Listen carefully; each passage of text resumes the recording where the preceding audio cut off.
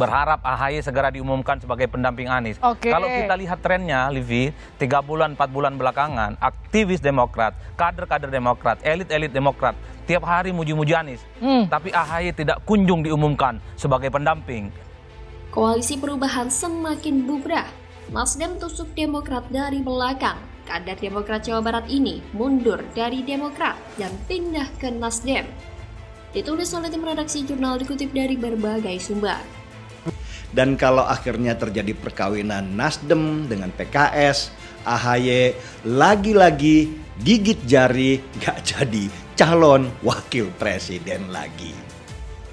Anggota DPRD Jawa Barat Asep Wahyu Wijaya memutuskan untuk mundur dari Partai Demokrat pada Jumat 14 April 2023. Usai berhenti sebagai kader Partai Besutan Presiden Republik Indonesia ke-6, Susilo Bambang Yudhoyono atau SBY, Asep berlabuh ke Partai Nasional Demokrat atau Nasdem.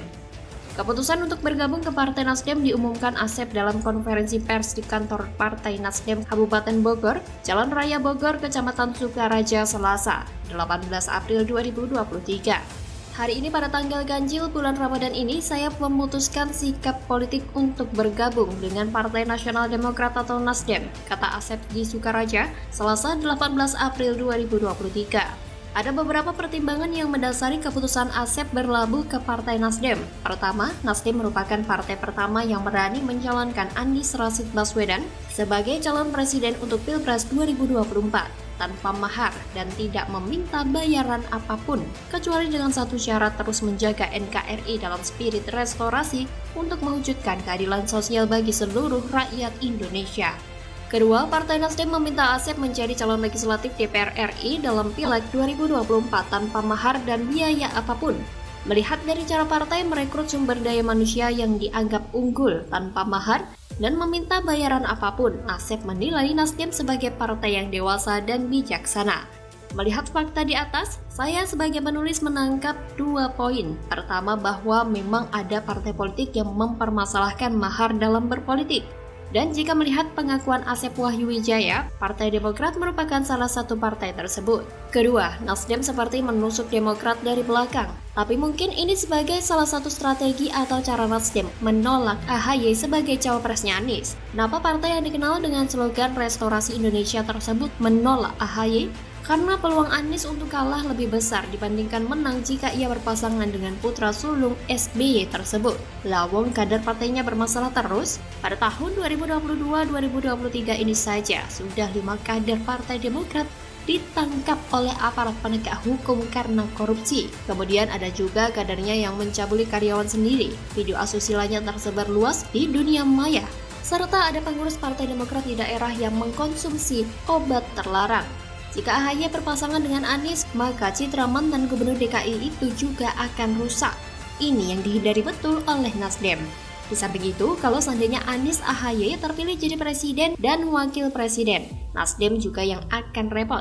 Lawang ketum Partai Demokrat itu nggak punya pengalaman sama sekali kok bekerja di pemerintahan, jadi harus dibimbing terus. Dan AHY selama ini terlalu dimanja oleh bapaknya. Seperti saat ia nyalon gubernur DKI 2017 lalu, SBY semua yang fasilitasi.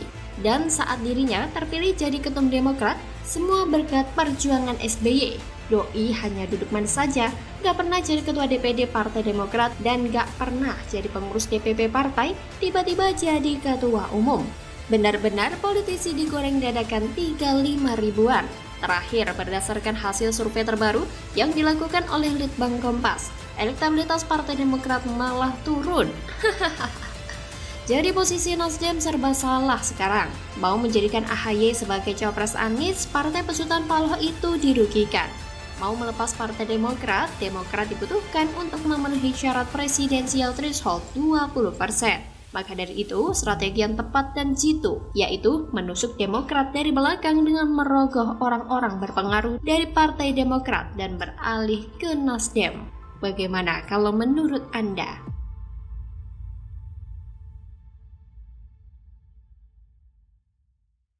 Saya masih ragu Anies itu bisa maju.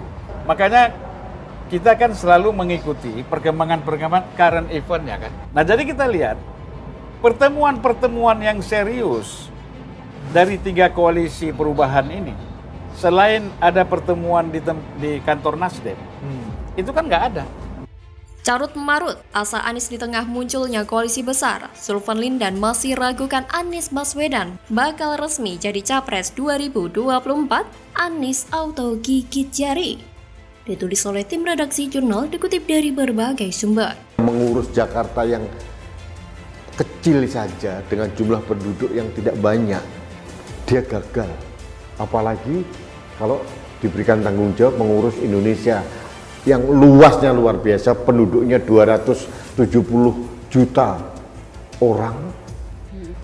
Bayangkan, kalau Anies adalah kebalikan dari Pak Jokowi, berarti Anies kebalikan atau antitesa dari program Nawacita Presiden Jokowian. Kalau itu benar, hancur ini. Politikus ex Partai Nasdem Zulfan Lindan masih ragu Anies Baswedan akan resmi menjadi calon presiden di Pilpres 2024. Dia menilai sampai saat ini belum ada progres soal deklarasi resmi Anies dan calon wakil presidennya. Sampai sekarang konsisten tidak yakin bahwa piagam itu atau koalisi perubahan secara sungguh-sungguh untuk mencapreskan Anies, kata Zulfan dalam acara Adu Perspektif .com dengan total politik dengan tema Adu Perspektif. Asa Anies di tengah munculnya koalisi besar pada Senin 17 April 2023. Pada Senin 17 April 2023, Zulfan pun meragukan soal penetapan cawapres menjadi otoritas dari Anies. Zulfan menilai ada kebingungan Anies untuk menentukan cawapresnya.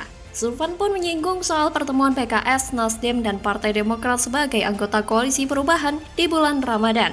Dia menyebut tak ada pertemuan penting koalisi perubahan selama Ramadan ini. Memang konstelasi koalisi partai politik menjelang pemilihan umum atau pemilu 2024 semakin panas. Kemunculan wacana koalisi besar pun menambah riuh di tengah pencarian cawapres koalisi perubahan. Wacana koalisi besar yang melibatkan partai-partai pendukung pemerintahan Presiden Joko Widodo disebut-sebut sebagai senjata menghadapi koalisi perubahan, yakni Partai Nasdem, PKS, dan Partai Demokrat. Terlebih mereka sudah mendeklarasikan dukungan terhadap Anies Baswedan sebagai calon presiden. Kendati demikian, dinamika politik menuju Pilpres 2024 masih begitu cair. Koalisi-koalisi yang telah terbentuk belum bisa dikatakan kokoh meski komunikasinya sudah cukup intensif. Koalisi perubahan misalnya, meski sudah sepakat pada pencapresan Anies, masih alot ketika membahas calon wakil presiden. Di awal tahun, Wakil Ketua Umum Nasdem Ahmad Ali bahkan sempat mengutarakan kekhawatirannya terhadap koalisi pro-Anies. Kekhawatiran ini muncul menyusul sikap anggota koalisi selain Nasdem yang sama-sama mengajukan cawapres. Ali menilai sikap kedua partai rekannya sah-sah saja. Namun ia menegaskan bahwa koalisi perubahan itu akan bubar jika antar parpol koalisi saling mementingkan ego. Ganjalan di jalan dukungan untuk Anies nyatanya tak hanya sebatas alotnya pembicaraan soal cawapres. Ada persoalan lain dari ranah hukum yang mendera Partai Demokrat, yakni upaya kubu Muldoko merebut partai besutan SBY tersebut. Ketua Umum Partai Demokrat Agus Harimurti Yudhoyono menduga upaya hukum Muldoko CS sebagai bagian dari usaha menjegal pencalonan Anies Baswedan sebagai capres. Kini muncul wacana koalisi besar yang disebut-sebut memperkuat prediksi All Jokowi's Men di Pilpres 2024. Meski masih ada yang menilai koalisi besar sulit terwujud, namun tak ada yang memungkiri faktor Jokowi. Elit politik tentu butuh memenangi Pilpres dengan angka elektabilitas moncer.